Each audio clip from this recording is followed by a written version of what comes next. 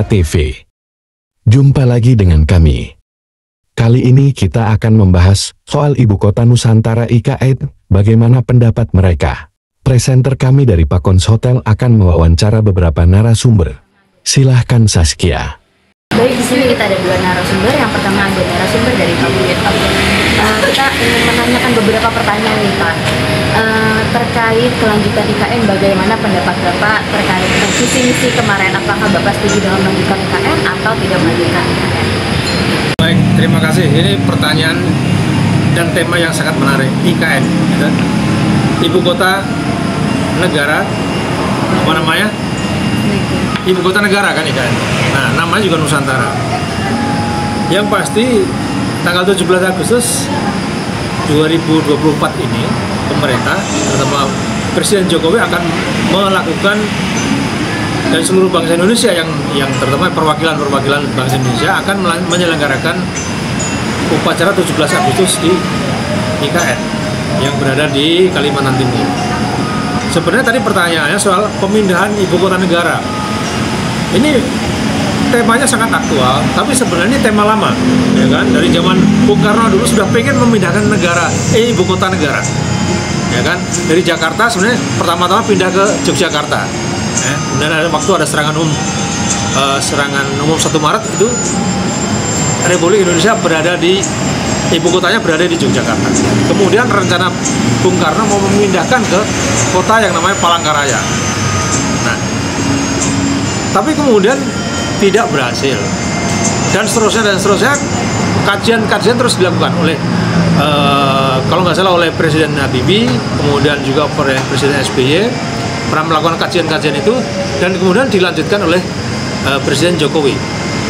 Nah, kemudian ada kajian-kajian di mana beberapa kandidat, waktu itu kandidat kota-kota mana, akhirnya jatuhlah yang namanya sekarang berada di Kabupaten Pasir Utara atau Panajam dan Pasir Utara di Kalimantan Timur. Nah, tema ini menjadi sangat menarik. Apapun namanya, IKN ini menjadi magnet bagi daerah-daerah pedalaman, ya. Selama ini kita anggap Kalimantan itu adalah daerah-daerah pedalaman, daerah-daerah timur yang kurang mendapat perhatian. Nah, jadi nilai positif dari IKN ini adalah menggeser magnet pembangunan atau meninggalkan kota Jakarta yang sudah istilahnya overburden, artinya keberatan tanggung jawab. Dia menanggung 12 atau 13 juta warganya. Ini sudah terlalu berat. Bahkan selalu ada laporan tentang penurunan permukaan tanah di seluruh wilayah DKI Jakarta. Nah, intinya bahwa di satu sisi masyarakat melihat, terutama juga pemerintah sekarang melihat bahwa pemindahan ibu kota memang merupakan hal yang positif. Nah, saya kira poin terpenting adalah itu, dan kita sekarang berada dalam pertanyaan atau menjawab pertanyaan, apakah pemerintah presiden berikutnya, yaitu Presiden Prabowo Subianto nanti, ya kan, ketika sudah dilantik, apakah akan melanjutkan proyek IKN atau tidak? Saya kira suatu kewajiban pemerintah, ya. Ini kan ini program pemerintah.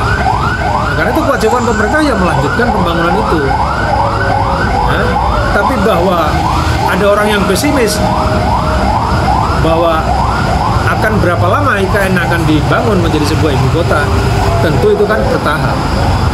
Bisa 10 tahun, bisa 20 tahun, bisa 30 tahun. Nah, ini yang memang harus disadari dari konsep awal bahwa IKN dipindahkan secara bertahap, ya kan? Artinya keseluruhan infrastruktur itu dibangun secara bertahap. Tidak mungkin dibangun secara sekaligus atau secara tiba-tiba, karena memang kosnya juga luar biasa mahal. Apalagi ini menggunakan dana dari APBN. Saya kira itu poinnya. Jadi saya yakin Presiden yang baru akan tetap melanjutkan, tentu dengan gradasi-gradasi yang terukur, apalagi dengan terukur secara anggaran. Saya kira itu poinnya. Pendapatnya Pak Wiwet itu sangat bagus sekali. Mungkin itu membuka ya beberapa poin yang diharapkan untuk masyarakat bisa menangkap terkait poin tersebut. Oke, selanjutnya kita ada narasumber yang kedua, yaitu dari latar belakang pengusaha, yaitu yang kedua ada Pak Hanif dari Apikindo ya. Dari Apikindo, bagaimana Bapak terkait tanggapannya dengan kelanjutan IKN ini? Diharapkan ada beberapa pendapat ya, jadi ingin tahu dengan pendapat Pak Hanif bagaimana?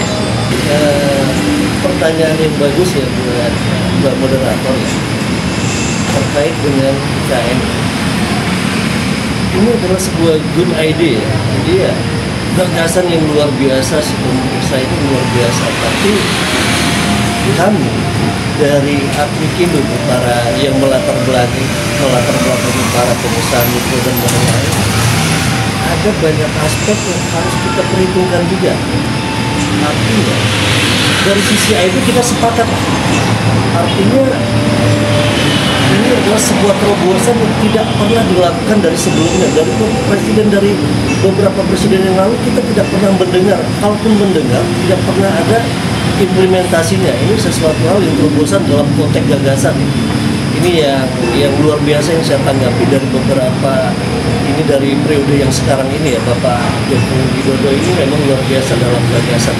Banyak terobosan dalam hal-hal yang lain, terutama ya infrastruktur ataupun yang banyak hal yang besar-besar yang beliau lakukan. Cuma dalam aspek ekonomi ini saya rasa harus ada perencanaan yang matang, Pak. Ya, buat ya Pak Wiwit dari ini ya, bukan ya saya